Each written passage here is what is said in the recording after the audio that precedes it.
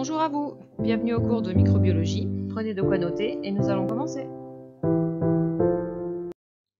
Voici le cours sur le module 7 qui portera sur la prévention des biocontaminations et le contrôle des bioproduits.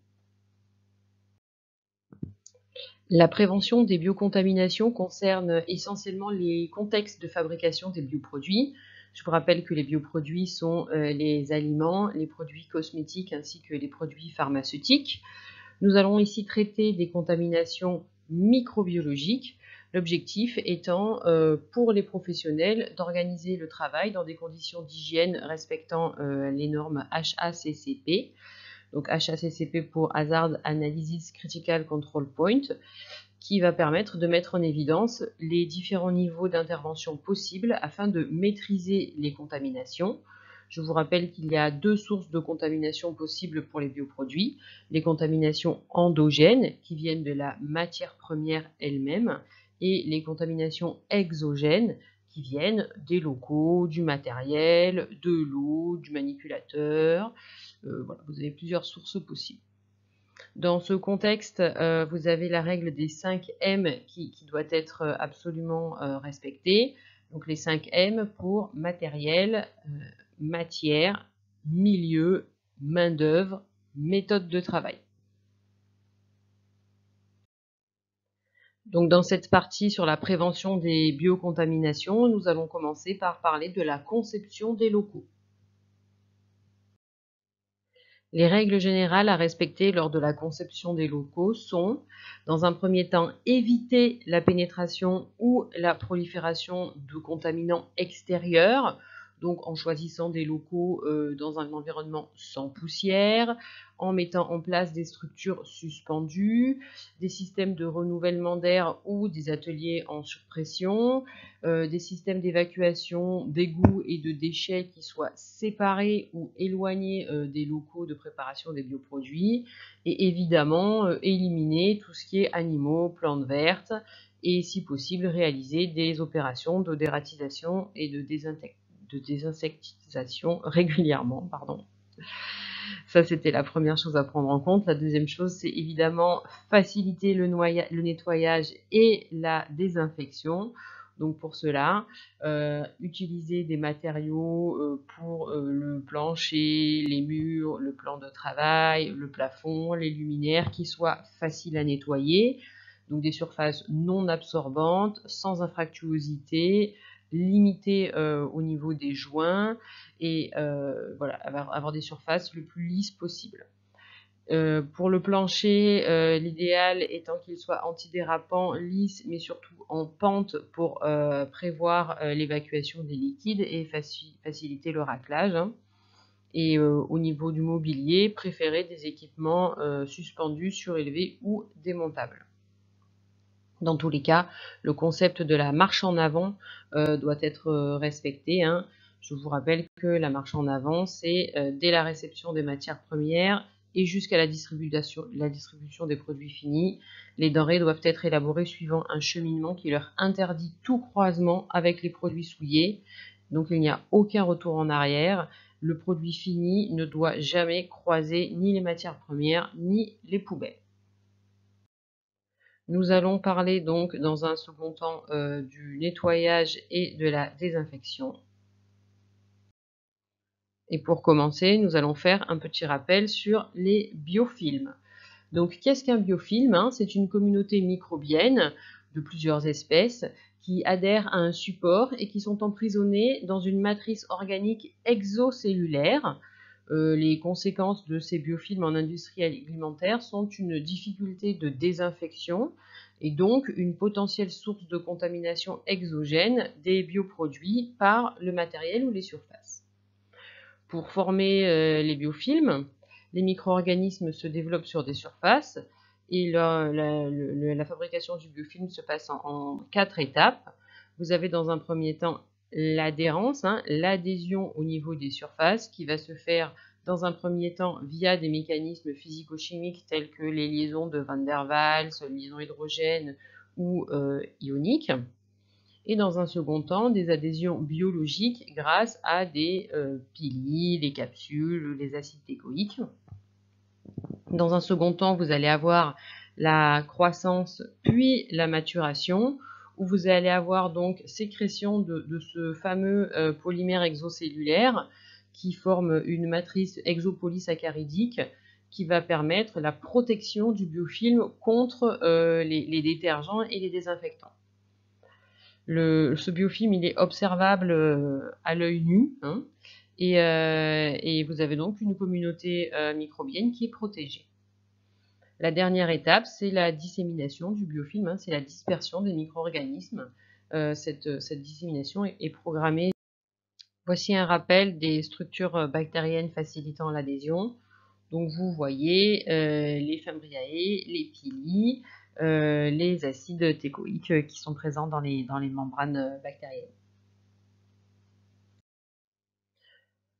Nous allons maintenant parler du nettoyage, en commençant par quelques définitions sur donc ce qu'est le nettoyage, la désinfection et le rinçage en microbiologie. Donc le nettoyage, c'est un procédé qui permet d'éliminer les salissures telles que les substrats organiques et minéraux qui vont favoriser le développement des micro-organismes. C'est ce qu'on appelle la propreté physique, c'est ce qu'on voit à l'œil nu. Elle peut être réalisée par un prélavage, une aspiration, plus utilisation de détergents et plus ou moins le raclage en fonction du laboratoire ou des ateliers où vous êtes. Le nettoyage est nécessaire avant la désinfection car beaucoup de désinfectants sont inactivés par les matières organiques. Donc voilà, il faut absolument réaliser le nettoyage avant de désinfecter vos surfaces. Ensuite, la désinfection.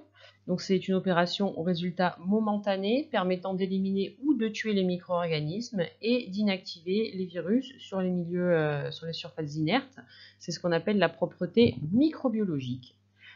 Cette désinfection est suivie d'un rinçage qui va permettre, à l'aide du séchage, d'obtenir ce qu'on appelle la propreté chimique.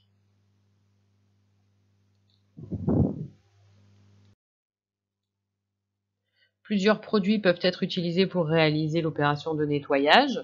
Nous allons commencer par parler des détergents. Donc les détergents sont des tensioactifs qui se disposent à l'interface eau-air ou eau-huile et qui vont diminuer la tension superficielle de l'eau. Donc la tension superficielle de l'eau est abaissée par les détergents, ce qui permet d'avoir trois propriétés intéressantes pour l'opération de nettoyage. Une propriété moussante, ce qui va permettre de disperser un volume important de gaz dans un faible volume de liquide. Des propriétés mouillantes, puisque ça va permettre l'étalement d'un liquide à la surface d'un solide, c'est ce que vous voyez sur la diapo ici, et également des propriétés dispersantes ou émulsionnantes, puisque les détergents vont contribuer à la formation de micelles que vous voyez en bas à droite, et qui vont permettre d'enrober potentiellement les impuretés, et notamment les graisses, et permettre leur dispersion voilà, et leur évacuation. D'autres produits de nettoyage peuvent aussi être utilisés, tels que la soude ou l'acide, qui sont principalement utilisés dans les pilotes ou les appareils qui possèdent des systèmes de nettoyage en place, tels que les pasteurisateurs ou les fermenteurs par exemple. La soude va solubiliser les protéines, l'acide va solubiliser les minéraux. Les principaux quand même produits de nettoyage utilisés restent les détergents. Alors, les détergents que vous connaissez théoriquement sont les détergents anioniques et les détergents cationiques. Vous avez donc des exemples de détergents anioniques comme le sodium lauryl sulfate. Vous voyez ici sa charge négative. Et vous avez comme exemple de détergent cationique, ici un ammonium quaternaire. Et vous voyez ici sa charge positive. Je vous rappelle que les détergents possèdent une tête polaire et une queue apolaire qui vont leur permettre d'agir comme des tensioactifs. Nous allons maintenant passer à la désinfection. La désinfection, c'est une opération au résultat momentané permettant d'éliminer ou de tuer les micro-organismes et ou d'inactiver les virus indésirables portés par des milieux inertes contaminés. Donc ça, c'est ce que nous avons vu tout à l'heure. Cette désinfection fait suite au nettoyage. Vous avez sur cette diapo présenté 6 catégories de désinfectants où vous êtes théoriquement capable de reconnaître les composés halogénés, chlorés, représentés ici, ou iodés. Vous avez également les aldéhydes, vous avez des oxydants comme par exemple l'eau oxygénée, vous avez des ammoniums quaternaires, des alcools, des phénols et de l'eau très chaude. On considère que l'eau est très chaude à partir de 80 degrés en désinfection. Ici sont présentées les qualités d'un désinfectant idéal, puisque parmi donc, le choix de désinfectant que vous avez, il va falloir choisir le bon. En fonction de vos supports et de vos bioproduits, vous allez pouvoir choisir des désinfectants en prenant en compte ces différents critères. Donc il faut qu'un désinfectant ait une action persistante, mais rapide, qu'elle possède le spectre le plus large possible, qu'elle soit utilisée à faible dose, qu'elle n'ait pas d'action corrosive, pas de résidus après rinçage, qu'elle soit stable dans le temps et limiter les résistances bactériennes. Vous avez ici présenté des exemples de modes d'action de désinfectants. Ils peuvent désorganiser les membranes plasmiques et donc du coup éliminer la structure des micro-organismes, hein, ou avoir un effet plutôt sur les protéines en réalisant des oxydations par exemple sur les groupes SH libres des protéines. Dans les industries agroalimentaires, les désinfectants utilisables doivent être homologués par le ministère de l'Agriculture ou la Société française d'hygiène hospitalière. Ces deux instances vous fournissent ce qu'on appelle des listes positives de désinfectants utilisables. Pour réaliser les études de l'activité de ces désinfectants, vous avez des normes qui sont utilisables. Donc la première, c'est la norme NFT 72150, qui est la méthode de qualification par dilution-neutralisation. Donc en fait, c'est un TP que vous avez réalisé en classe, hein. La suspension bactérienne est diluée si besoin, puis elle est mise en présence du désinfectant. Et ensuite, vous allez laisser le temps de contact nécessaire, ici 5 minutes à 21 degrés par exemple, puis elle est mise en contact avec un neutralisant. Hein, le neutralisant est un produit, est une molécule qui va vous permettre de bloquer l'action du désinfectant, pour éviter qu'il continue d'agir pendant l'incubation. Et ensuite, vous ensemencez sur vos boîtes de pétri. Évidemment, il faut, c'est ce que vous avez noté en haut, un témoin sans désinfectant, ce qui va vous permettre de vérifier que le désinfectant a bien diminué la charge microbienne. En général, on considère qu'il faut une diminution de 5 log en 5 minutes pour que le désinfectant soit validé. Vous avez également un test de simulation de décontamination des surfaces qui peut être réalisé. C'est ce qu'on appelle la méthode des porte-germes, selon la norme NFT 72190. Donc celle-ci, vous l'avez également réalisée en TP.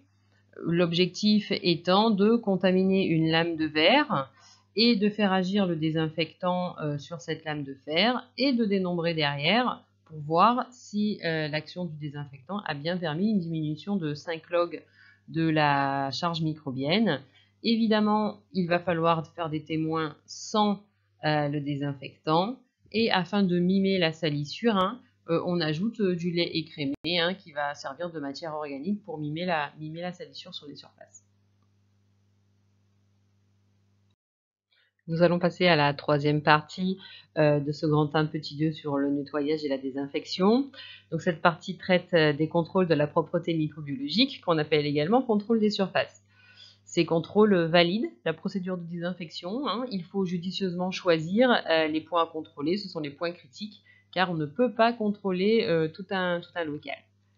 Plusieurs techniques peuvent être utilisées.